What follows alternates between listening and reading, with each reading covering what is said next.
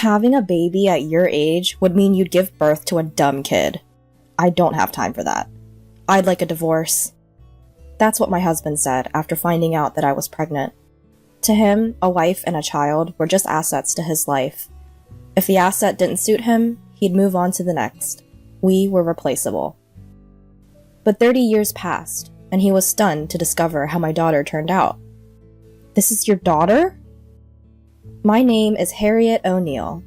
I'm no one special, just an average person with an average life. Born to average parents, I went to school and got a job. I had excellent grades and got accepted to a prestigious university in my town with a full ride scholarship.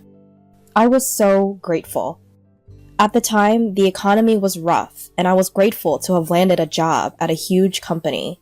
I knew I had to work hard. Before I knew it, I turned 30. I was worried I was running out of time to find a husband or a potential life partner. I'm in love with you. Let's make this official. Thomas, then 26, declared.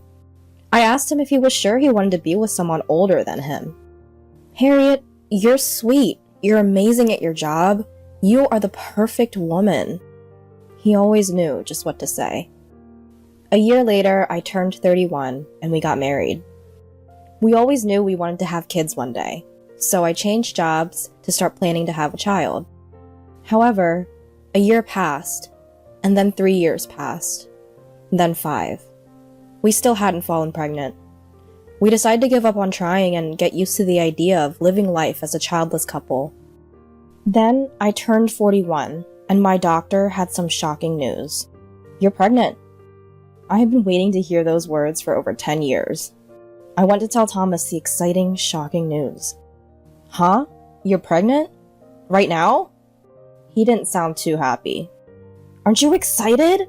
No, I'm not excited. You're 41. Thomas shook his head. You're too old to be pregnant and you're too old to have a child. Aren't you embarrassed by that at all? No, I don't think I'm too old. Why would I be embarrassed? Well, I am. I mean, a 41-year-old woman who just so happens to be my wife falls pregnant. This is going to ruin me. He kept going. Having a baby at your age would probably result in a dumb child, right? There's a high chance they might have some kind of disability. I can't raise a failure. Wow, I am having this baby. Fine, then we're getting a divorce. Raise the kid on your own. I couldn't believe what he said. I didn't want to, but he was serious. The next day, he had the papers ready to go. So, I made my decision too. All right, I'll get a divorce. I knew I was going to have my baby. While signing the papers, Thomas kept talking. You know, I only married you because of your degree. I thought that marrying a smart, capable woman would guarantee a smooth married life. I never imagined you'd turn out to be this dumb. Thomas had an impressive education himself and thought marrying a smart woman would help maintain his image. We were married for 10 years and I never realized that this was the truth. No questions asked. You'll have custody. I'm not paying for child support and I don't want to meet it. I don't ever want to be associated with you or that child. Alright. If I had known it was going to be like this, I would have never bothered with you. My child doesn't need a toxic father in their life. So I was grateful he said those things because I didn't want a dime from him anyway. I wasn't going to argue with that. After we divorced, I moved back into my parents' home and gave birth, surrounded by my loving friends and family. I named my lovely baby girl Nancy. Unlike Thomas's prediction, she was born full term, healthy, stable, and fully developed. Her body is strong, like an athlete's. She's even better at sports than I was. But most importantly, she has a beautiful heart. Such a heart that I was not expecting. Living this life with Nancy wasn't going to be so bad after all. And I was glad Thomas and I didn't work out. And before I knew it, the thought of his existence was long forgotten, and 30 years went by. Harriet? Thomas? We bumped into each other unexpectedly at a well-known hospital in the area. I was in the hospital gown, and Thomas was walking in as a visitor. He was surprised to see me, and he noticed what I was wearing. So, you're an inpatient, huh? Sad. I may not know how sick you are, but with that baby you decide to have and your own issues, I know those medical bills are ridiculous. Excuse me? You had that baby, right? You were too old to carry and deliver a child. I know that child didn't develop correctly. Your baby's cost of treatments on top of yours? Yikes. He was quick to belittle me and jump to conclusions. He's still the same, after 30 years.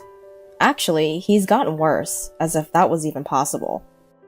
After you, I remarried as soon as I could. She's 20, but real mature and beautiful. She's got a great body and face on her. I had a son with her, and people assume he's an aspiring male model because of his good genetics. I didn't ask nor care, but he was bragging about his life. Oh yeah, I was only a manager when I met you, but now I work for corporate. Well, that sounds great for you. Wow, if I never left you, I would have been stuck with the misery of you and that baby. I was baffled.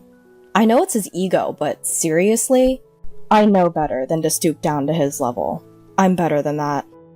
I heard someone coming over, hopefully to try and save me from this conversation. Mom? What are you doing? Is your exam over? I'm sorry. Did she just call you Mom? A young woman doctor in a white coat appeared before us. Yeah, sorry, honey. Let me introduce you guys. This is... I stopped myself. How was I supposed to introduce him? Thomas never existed in our lives, and his name was never brought up, and I never mentioned him to her. Nancy stood there, glaring at him, and said, I could hear what you were talking about from all the way over there. I could put together that he's my biological father. I just never expected it to be you, Thomas. Wait, Nancy, you know him? Not personally, I never met him, but he's quite the talk around the hospital. His son is hospitalized with diabetes, but he and his wife don't listen to the doctors and sneak in food. His wife causes a lot of trouble about it. Nancy was working her residency as a doctor at this hospital. Despite how young she was well admired and respected in the medical field and community. What Thomas was saying about his son was clearly a lie. His face was stiff and as white as a ghost. I thought he was an aspiring male model. He just loves his food. He's a growing boy. He's fine. Nancy sighed annoyingly at him. Please throw away whatever is in that bag of yours. I know it's filled with snacks and sodas. Thomas, if you continue to do this, we'll have to take action on behalf of the hospital. You're my daughter, right? And you're a doctor, so fix my son. I am not your daughter, and you don't get to call me that. You're a stranger, no father of mine. You're just the father of a patient. Nothing more, nothing less. She immediately shot him down. Whatever. You let that doctor head of yours get to your ego, acting all superior and better than me. Excuse me? Who cares that you're a doctor? You're useless. I work as the head of a multi-million-dollar corporation. He was trying to compete with her. He wanted to establish his authority over her and put her in her place. A typical thing for Thomas to do. Regardless, your mother is an old wrinkled hag who needs to be hospitalized and will be alone for the rest of their life. You have nothing on me. You're a loser. You lost. Thomas laughed loudly. He got some things wrong though, so I wanted to correct him. Thomas, I'm wearing a gown because I'm here for a checkup, not because I'm an inpatient. I came for an exam because the hospital director recommended it, who also happens to be my husband. Huh? Director, your husband? Thomas shrieked in disbelief. Yes, my husband is the director of this hospital. After the divorce, I found a new job so that I could afford to raise Nancy. I met my husband at this job. It was a medical supply company. He was a doctor there at the time, and we got married. He loved Nancy the moment he met her. Nancy quickly grew attached and wanted to become a doctor just like him. So she fulfilled her dream and now works here with him. Your daughter is a doctor, and your husband is the hospital director? No way. How are you living a better life than me? His ego was shot and he lowered his head, grumbling at himself. Mom, let's go. Okay, but just leave him. He's not our problem. Thomas stood there, frozen, watching his daughter walk away and abandon him. Then, one day, Thomas's wife caused a scene at the hospital. The doctor demanded, once again, stop bringing outside food and drinks into the hospital. Instead of being respectful, she was immediately defensive.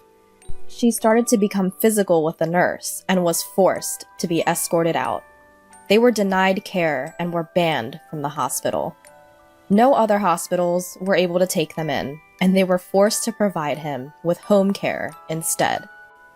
His diet stayed the same, however, and his condition worsened. I have no idea what Thomas was thinking, because he came looking and begging for Nancy's help afterwards. Please, do something. Why should I have to do something for someone I don't even know? I'm your father, and my father is the hospital director. What are you talking about? You rejected me before I was even born, and now you're saying you're my father? You should be ashamed of yourself. Nancy ignored him, and she didn't think twice about it. Thomas's finances were dwindling due to his son's medical bills. His wife spent their money splurging on herself, and she wasn't helping. At this point, the rest of his life wasn't looking too good. It was proven to be true, because Thomas eventually found his way to our house to try and negotiate with my husband and I. But my husband cut him off and threatened him. If you don't leave right now, I will call the police. He marched away and left, his car speeding off the property. I received my results of the exam I had at the hospital, and everything looked good. I was worried because of my age, but thanks to my husband, a caring hospital director, and my daughter, a brilliant doctor, I was in good hands. It's because of them that I know I will always be happy and healthy. Life is unpredictable, but I want to live a life without regrets. And as for me, the decision I made that day is one that I will never regret.